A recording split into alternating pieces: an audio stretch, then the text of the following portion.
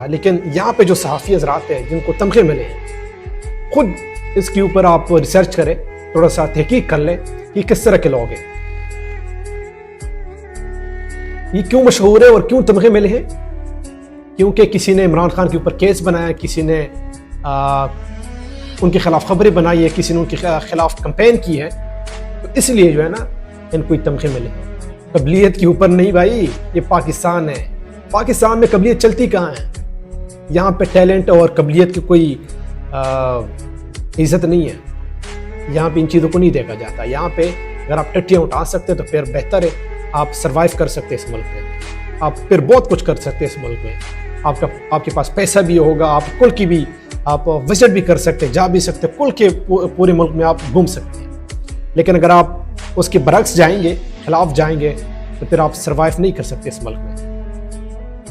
Any time threats ملیں گے آپ کو، جو کہ ارشد شریف کو آپ نے دیکھا، ایسے بہت سارے۔ عمران خان جو ہے وہ جیل میں پڑا ہے 2 سال سے۔ کیوں پڑا ہے؟